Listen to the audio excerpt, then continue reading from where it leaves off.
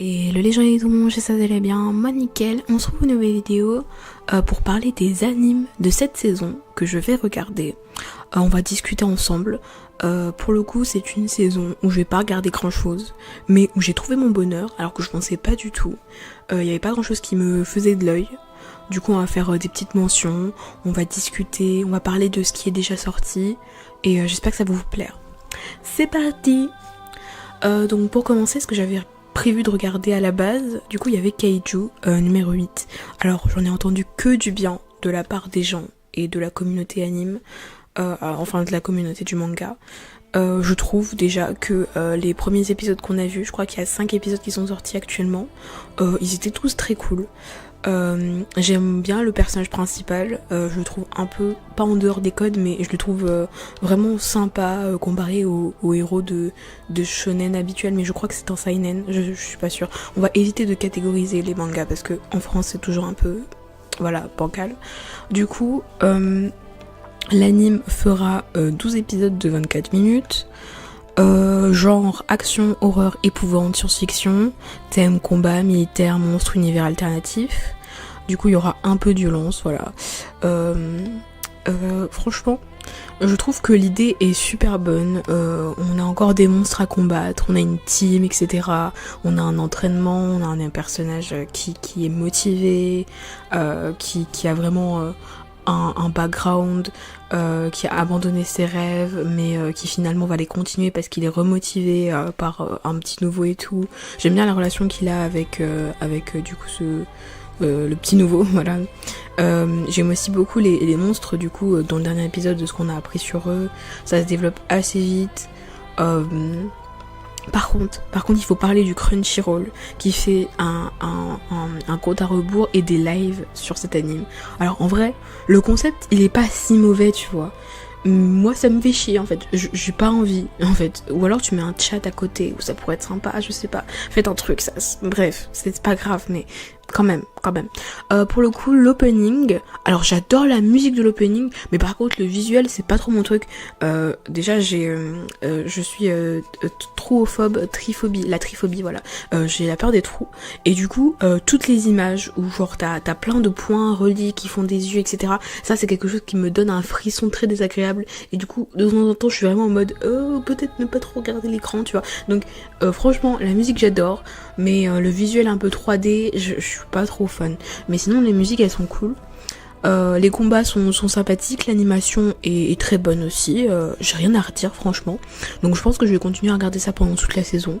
Il n'y a pas de raison que j'abandonne. Voilà. Donc si quelqu'un va en parler avec moi, je suis dispo. Voilà, je suis dispo.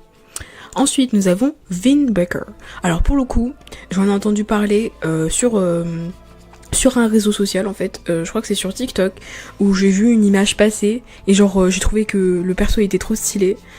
J'ai pas encore retenu, je crois que c'est Sao, je sais pas, j'ai pas encore retenu son prénom, mais le mec avec les boucles d'oreilles et le cache-œil, et vraiment j'étais en mode oh trop stylé, c'est quoi cet anime et tout. Et du coup dans les commentaires j'ai lu genre en fait c'est Tokyo Revengers mais sans le voyage dans le temps et tout, et c'est ce que disent tout le monde en fait. Du coup j'ai regardé, j'étais en mode oh bon allez on va voir, et je me suis tapé les 4 épisodes qui étaient sortis, et du coup le 5e est sorti cette semaine, et c'est très très très bien en fait. Je m'attendais à rien et j'ai été grave surprise. Il y a juste le premier épisode où j'étais un peu cringe par le personnage principal parce que je trouvais qu'il était un peu trop trop esprit shonen, tu vois, et je trouvais mais j'ai quand même trouvé très cool, tu vois, mais j'avais ce truc un peu en mode j'ai un peu comme tout le monde. Mais sinon j'adore. Les combats ils sont vraiment trop sympas, surtout l'animation et tout. L'opening c'est une dinguerie. Les musiques elles sont trop bien. Pour l'instant j'aime presque tous les personnages, à part le blond un peu intello, parce que je trouve qu'il est un peu le cliché de tous les persos d'anime comme ça, genre c'est vraiment Takemichi qui est bloqué encore une fois. Non, en vrai je suis pas, voilà, mais en vrai j'ai pas un avis arrêté sur la question. J'aime bien le fait que va y avoir encore des guerres de gangs, etc. Je trouve ça sympa. En vrai j'aime beaucoup. Je m'attendais à rien et j'ai quand même été grave étonnée positivement. Donc je pense que je vais regarder toute la saison. Du coup c'est un animé de 13 épisodes, 24 minutes, ça aborde thème délinquance, école et genre action. D'accord, ils sont pas foulés sur tout ça. Non, pour le coup, j'ai vraiment passé un bon moment. Je sais que le manga, genre, comme du coup l'anime marche bien, il a fait un petit buzz. Enfin, un petit buzz. Genre, je le vois un peu partout. Genre, à chaque fois que j'ouvre ma page, je suis en mode ah, Windbreaker. Mais franchement, pour l'instant, je passe un bon moment. Les critiques sont plutôt bonnes pour l'instant. Tout le monde dit que c'est dinguerie, l'anime de l'année. Bon, faut arrêter ça, mais sinon, c'est très sympa. Voilà. Ensuite, on va regarder un animé, pour le coup, que je n'avais pas du tout prévu de regarder. C'est Bartender. Alors pour le coup, on se rend compte que les Japonais sont vraiment incroyables. Parce que c'est un animé sur des barman. Et du coup, on suit au départ deux meufs qui veulent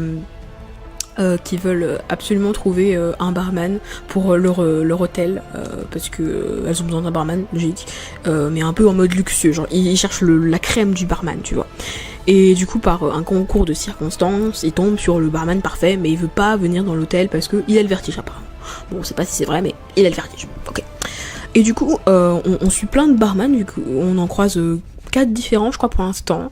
Ils ont leur propre style, leur propre valeur en tant que barman. Il y a plein de philosophie en mode le barman, en fait, il sert ses clients, mais à la fois, il leur crée, il est là pour les aider et tout, il doit pas les trahir et tout. Bref, c'est un grave un esprit shonen en mode genre le barman c'est le roi du monde, tu vois. Mais moi je trouve ça trop cool. Genre déjà la DA elle est très originale. Genre les visuels, genre quand ils montrent des verres et qu'ils font des préparations et tout, ça donne envie de boire en fait. Ça donne envie. Et je trouve que c'est vraiment tout ce qu'il nous faut pour un anime qui parle d'alcool. Enfin pas que d'alcool mais de cocktails, tout ça. Donc vraiment je trouve qu'ils ont fait quelque chose de très cool en fait, alors que je m'attendais à rien. L'opening est sympa, la musique, les visuels un peu moins, mais après on n'est pas là, voilà, je cherchais pas plus que ça. Du coup c'est un drame, un slice of life, thème alcool, gastronomie, quotidien, travail.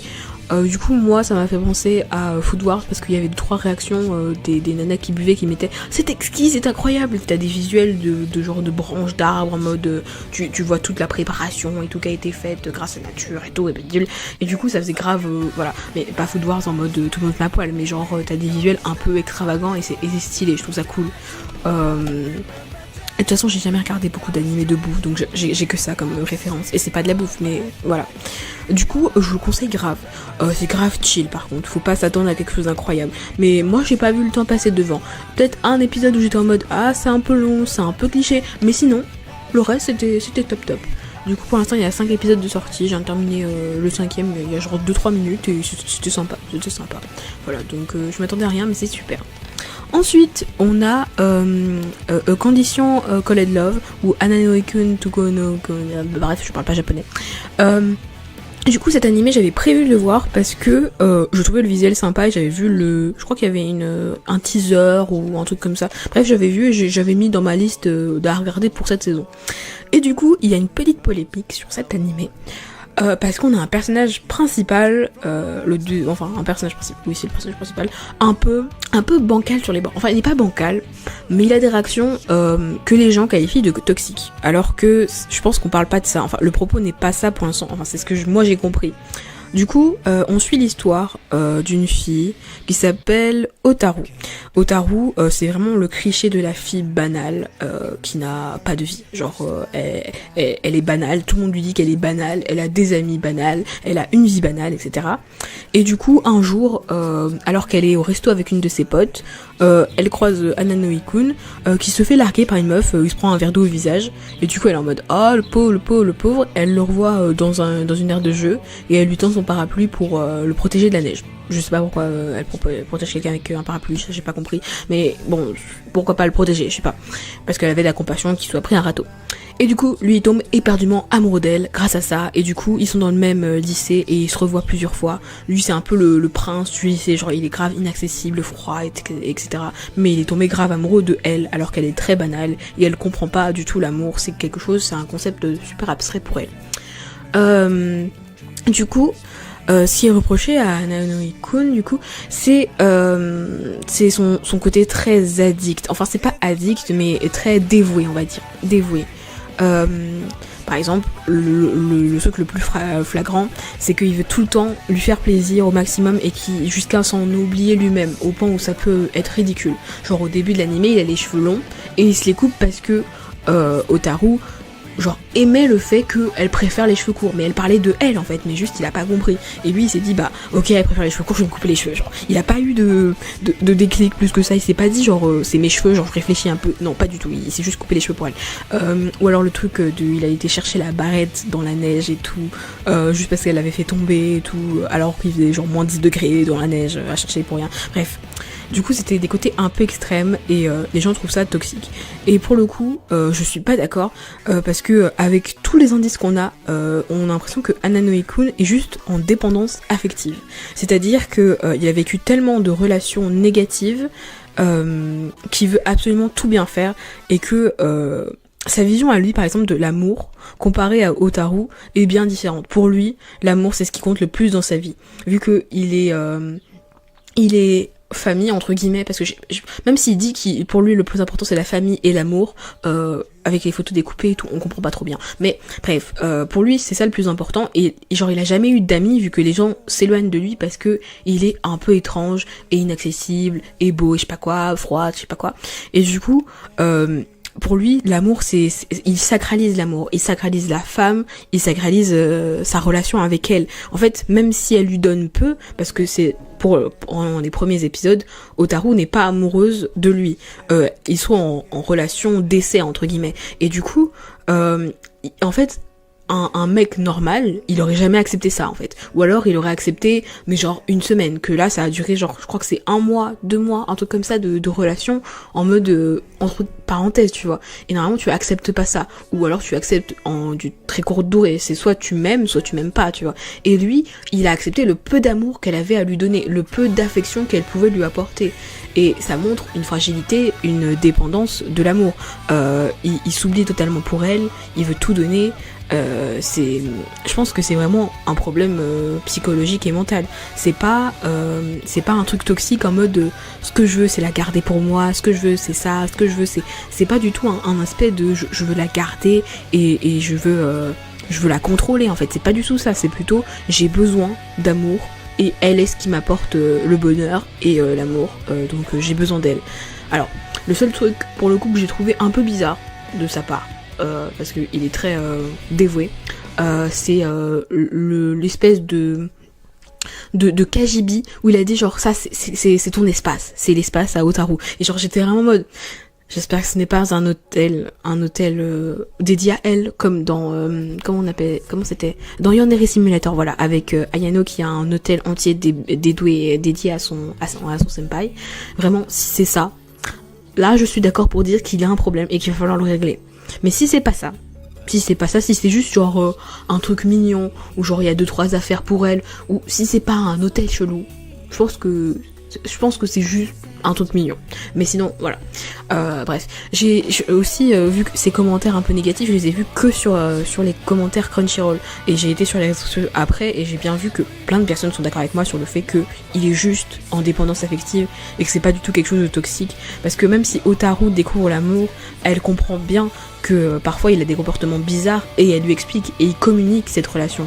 Par exemple, quand il avait touché à peine, genre pour lui faire un câlin et tout, genre il lui avait promis de plus le refaire et de demander à chaque fois avant, tu vois. Il communique vraiment. C'est pas comme s'il se jetait sur elle, ou qu'il respectait pas du tout ses sentiments, tu vois. Il y a vraiment un truc de respect et d'amour en fait là-dedans. Donc je trouve rien de toxique, et je trouve que pour l'instant c'est un bon début. Moi je passe de bons moments, je les trouve mignons, et c'est un peu c'est cool de voir des romances différentes des shoujo habituelles et un peu banales. C'est bien de découvrir d'autres choses, voilà. Du coup je vous le conseille, voilà. Donc c'est drame, romance, school life, adolescence, amour, école, quotidien, et il y aura 12 épisodes de 24 minutes. Voilà, j'ai beaucoup parlé pour celui-là, mais je tenais à donner mon avis, voilà. Des animes que je continue cette saison du coup, donc il y a Mushoku Tensei saison 2 partie 2, voilà, alors pour le coup oui je regarde Mushoku Tensei. Alors je sais que c'est très comment dire, il y a beaucoup de blagues sur la communauté Mushoku Tensei, etc., sur le fait que on est tous bizarres, mais pour le coup moi j'aime bien l'anime, même si je trouve beaucoup de choses problématiques, hein. Je vais pas dire que dans certaines scènes je suis très mal à l'aise, hein. Genre la première partie de la saison 2, j'ai vraiment plusieurs fois j'étais en mode je quitte mon écran, hein. Il y a eu ces moments là, mais Franchement, la première saison de Mushoku Tensei, elle était incroyable. J'avais passé des moments incroyables devant. J'étais émue, j'étais bouche bée. C'était super, tu vois. Et moi, j'attends ce moment de la saison 2 où on retrouvera cette partie. Donc, et pour le coup, à chaque fois que je lance un épisode, eh ben je passe un bon moment devant. Même si des fois j'ai des moments de cringe, de malaise et tout, bah j'ai quand même ce truc de je regardais mon prochain épisode après. Donc voilà, je continue toujours, on espère. Alors pour le coup, moi j'ai lu le manga, enfin j'ai lu les quelques scans qu'il y avait après la fin de la partie 2, de la partie 1 de la saison 2. Et du coup, j'aurais pas beaucoup de surprises cette saison, même si je trouve que l'adaptation est peut-être un peu mieux, parce que dans les scans, j'ai regardé très, de façon pas très assidue, voilà. Du coup, il y aura 12 épisodes cette saison. Action, aventure, fantasy, isekai, autre monde, magie, réincarnation, transmigration. Ok, pourquoi transmigration? J'ai pas trop compris. Ok, bref. J'avoue, je sais que enfin, j'ai pas été spoil, on va dire que j'ai vu des suites, quoi, j'ai vu des images passer, mais je sais qu'on va revoir nos autres personnages préférés, quoi. On va revoir enfin Eris, et Roxy plus tard, donc j'aimerais bien les voir, quoi, parce que la petite vie de famille de Rudeus c'est sympathique, mais à un moment donné j'aimerais bien sortir de ça, hein. Même si j'aime beaucoup les personnages, etc. Mais quand même, j'essaie pas de sortir un peu de ça, d'innover. Voilà. Ensuite, il y a My Hero Academia, bien sûr, la saison 7 qui sort. Il y a le premier épisode qui est sorti samedi que je n'ai pas encore vu. Ça va être une dinguerie, je pense, comme d'habitude. Enfin, comme beaucoup le pensent en ce moment, j'ai vu beaucoup de vidéos, surtout une en particulier, je vous mettrai le lien, qui parle de My Hero Academia, des scans et de comment la déchéance de l'animé se fait sentir, voilà. Parce que même moi, quand je regarde des scans en ce moment, je suis vraiment en mode ouais, genre je tousse un peu, je suis en mode ok, genre en vrai il y a des trucs qui se passent, ils sont bien, hein, mais genre ouais, c'est compliqué en ce moment, donc on spoil pas, mais il y a des trucs qui voilà. Mais j'espère qu'ils vont bien adapter cette saison 7. Bon, par contre, toujours le ciel bleu. La représentation du ciel bleu. Non, en vrai, je fais pas partie de ces gens qui sont grave en mode pas de ciel bleu, c'est trop chiant le ciel bleu, c'est horrible, pourquoi vous avez fait ça? Non, c'est plutôt le fait qu'on a l'impression que Bones s'en bat les couilles, genre. Pourquoi? Expliquez-moi, pourquoi vous vous battez les couilles? Donnez-moi mon ciel gris, on est en guerre, donnez-moi mon ciel gris, je sais pas. Bref. Du coup, ils mettent pas le nombre d'épisodes pour cette saison, on ne sait pas encore. Du coup, action, comédie, fantastique, neketsu, shonen, super-héros, super-pouvoir, ouais. Du coup, dans cette saison-là, on va voir beaucoup de choses. En vrai, il y a des combats incroyables, il y a des persos incroyables. Après, je sais pas du tout comment ils vont adapter ça, quoi. Parce que moi, dans les scans, à partir de cette partie-là, j'étais un peu paumée. Genre, enfin, je suis dedans, hein, mais vraiment, il y a des moments où je suis en mode, ouais, il se passe ça, ouais. Et du coup, et après, genre, en fait, le développement est un peu bizarre. Genre, il y a des fois où je suis un peu perdue. Bref, c'est pas grave. Du coup, voilà, c'est les 6 animes que j'ai prévu de regarder cette saison de façon assidue. Je vais pas me mettre des rappels quand même, mais je sais que je vais me regarder ça le week-end, quoi, après avoir fait ma petite journée de cours, petite semaine de cours. Pour le coup, c'est vraiment sympa. Je trouve qu'il y a beaucoup de choses qui ont l'air intéressantes. Il y avait d'autres animés qui me faisaient de l'œil, mais je les trouve un peu cliché. Voilà. Du coup, j'espère que ça vous aura plu comme vidéo. C'est un petit test. J'espère que ça vous a donné envie de regarder ces animés, de vous renseigner un petit peu. Donc je vous laisse et je vous souhaite une bonne fin de journée. Bisous.